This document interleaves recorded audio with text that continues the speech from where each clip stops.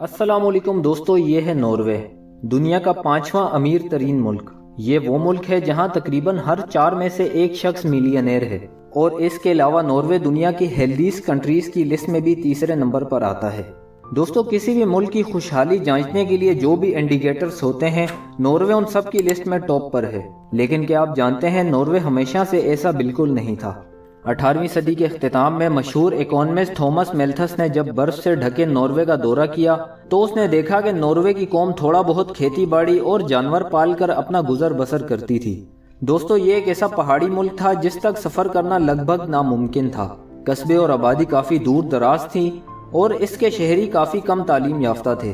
दोस्तों, अगर आपको नहीं मालूम तो जान लें कि नॉर्वे की जियोग्राफिकल लोकेशन की वजह से इसका वेदर सिस्टम दूसरे मुल्कों से बहुत ही अलग है।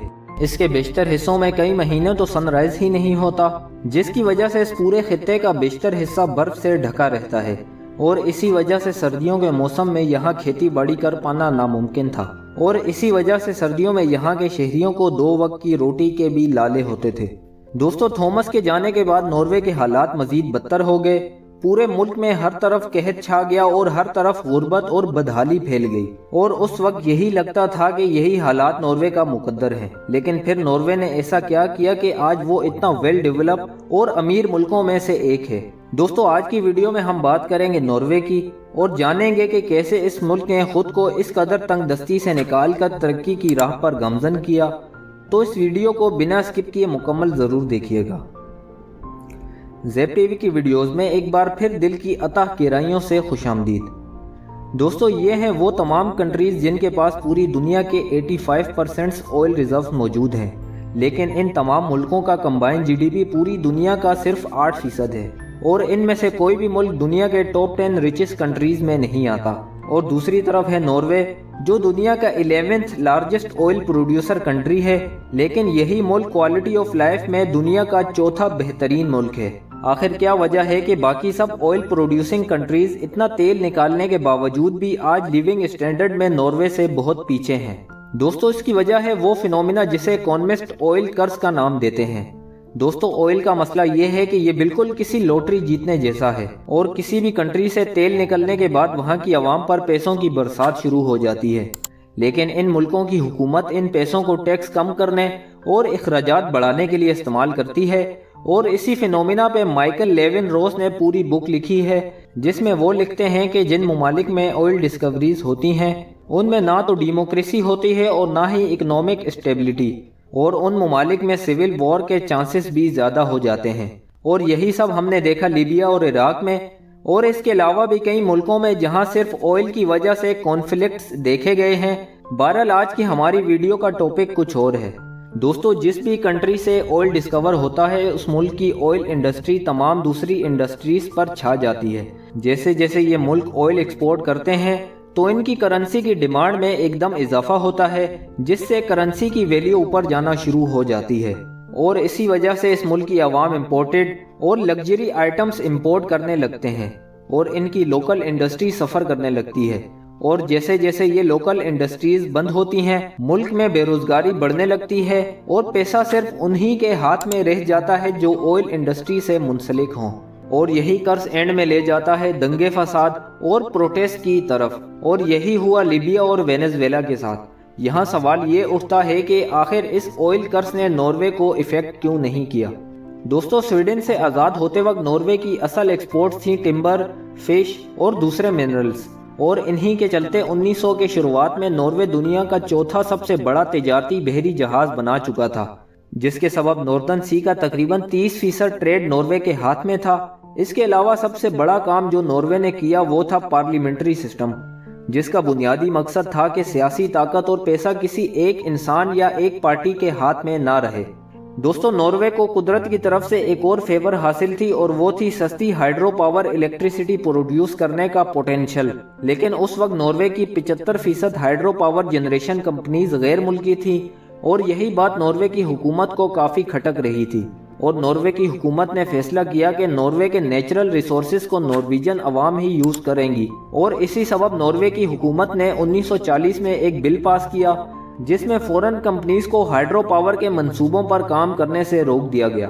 اور اسی دوران نارویجن حکومت نے ریلویز اور سڑکوں پر یہ پیسہ انویسٹ کیا، جس سے ٹریڈ پر کافی مثبت اثر آیا۔ دوستو 1945 سے 1970 تک ناروے کی جی ڈی پی گروتھ تھی 3.3%، اور دنیا میں سب سے زیادہ ٹیکس ناروے میں ہی تھا، لیکن ٹیکس کا وہ سارا پیسہ گورنمنٹ ایجوکیشن، ویلفیئر اور لوکل انڈسٹری کو اپنے پیروں پر کھڑا کرنے پر لگا رہی تھی۔ دوستو 1965 تک ناروے میں ان ایمپلائمنٹ بالکل نہ ہونے کے برابر تھی، اور اب ناروے باقی یورپین کنٹریز کے لیول پر آ چکا تھا، لیکن ناروے یہاں رکنے والا ہرگز نہیں تھا۔ 1959 میں نیدرلینڈز میں جب نیچرل گیس کے ذخائر دریافت ہوئے تو ماہرین میں بحث چھڑ گئی کہ ضرور ناردرن سی کے نیچے بھی گیس یا آئل کے ذخائر موجود ہوں گے۔ تبھی 1966 میں فلپس پیٹرولیم نامی کمپنی نے ناردرن سی کے سمندر میں آئل کی کھوج شروع کر دی، اور تقریباً 2 سال یہ ڈرلنگ چلتی رہی، لیکن کوئی آئل ریزروز دریافت نہ کیا جا سکا۔ اتنا پیسہ لگا لینے کے بعد جب کوئی آؤٹ پٹ دکھائی نہ دیا تو سب لوگ کافی مایوس ہو گئے، لیکن فلپس پیٹرولیم نے ایک آخری ٹرائی کرنے کا سوچا، اور اس بار فل ڈیپ ڈرلنگ ایک بار پھر سے شروع کر دی گئی، اور پھر آخرکار 1969 میں نارتھ سی کے نیچے بہت بڑے آئل ریزروز دریافت کر لیے گئے، اور اگلے ہی 10 سالوں میں ناروے کی آئل پروڈکشن دنیا کی کئی ممالک سے بہت زیادہ ہو گئی۔ آئل سیکٹر نے لاکھوں جابز بھی پیدا کی، اور اب پورے ملک میں پیٹرولیم ہاؤسز بن چکے تھے، بلینز آف ڈالرز آنے لگے، اور ناروے کی قسمت چمک اٹھی تھی۔ لیکن اب آپ ضرور سوچ رہے ہوں گے کہ یہی سب تو میڈل ایسٹرن کنٹریز کے ساتھ بھی ہوا تھا، تو ناروے کس طرح اتنا اوپر پہنچا؟ دوستو دراصل ناروے کی گورنمنٹ نے بل پاس کیا کہ ناروے کے نیچرل ریسورسز پر کسی بھی ایک شخص کا کنٹرول نہیں ہوگا، اور ان سے حاصل ہونے والی تمام تر انکم صرف اور صرف لوگوں کی ایجوکیشن اور ویلفیئر پر خرچ ہوگی۔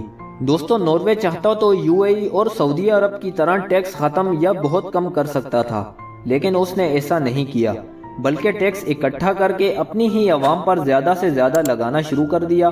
اس کے علاوہ 1990 میں نارویجن حکومت نے ایک پینشن فنڈ بنایا، جس کا مقصد تھا کہ ناروے میں آئل انڈسٹری کے علاوہ باقی سیکٹرز میں بھی انویسٹ کیا جائے، اور آئل اور ٹیکس سے حاصل ہونے والے پیسوں سے باقی انڈسٹریز کو بھی کھڑا کیا جائے۔ اور اس فنڈ کا سب سے بڑا فائدہ یہ ہوا کہ ناروے کی باقی انڈسٹریز بھی بڑھنے لگی، اور ان ایمپلائمنٹ اس قدر نیچے آ گئی کہ دوسری کنٹریز کے لوگ بھی یہاں جابز کے لیے آنے لگے، اور سب سے بڑی بات کہ آئل پر سے ناروے کی ڈیپینڈنسی ختم ہونے لگی۔ اس کے علاوہ ٹمبر، پیپر اور مختلف منرلز کی ایکسپورٹس میں بھی ناروے دنیا میں لیڈنگ پوزیشن پر آ گیا، اور دنیا کے چند ڈیولپ کنٹریز میں شمار ہونے لگا۔ دوستو جو ریسورسز ناروے کو حاصل تھے، اس سے کئی زیادہ ریسورسز آج دنیا میں کئی ممالک کو حاصل ہیں، لیکن وہ آج بھی ناروے سے کافی پیچھے ہیں، جس کی وجہ ڈیموکریسی، پلاننگ، ایماندار حکومت اور لانگ ٹائم گولز، جن پر ناروے کے محب وطن اور ایماندار حکمرانوں نے کام کر کے ناروے کو اس پوزیشن پر کھڑا کیا۔ اگر ہم ملک پاکستان کی بات کریں تو ہماری اس سرزمین میں بھی بے شمار قدرتی ذخائر موجود ہیں، جنہیں آج تک پولیٹیکل اسٹیبلٹی اور مفاد پرستی کے باعث ٹھیک طریقے سے یوٹیلائز ہی نہیں کیا گیا، اور اگر کوئی میگا پروجیکٹ غلطی سے شروع بھی ہو جاتا ہے تو اس پر کام کرنے کے لیے ہمارے حکمران اپنے کمیشن کے چکر میں فورن کمپنیز کو ہائر کر لیتے ہیں، جس کے سبب ملک کی کرنسی کے ڈی ویلیو ہونے اور ان ایمپلائمنٹ بڑھ جانے کے سبب نوجوان ملک چھوڑنے پر مجبور دکھائی دیتے ہیں۔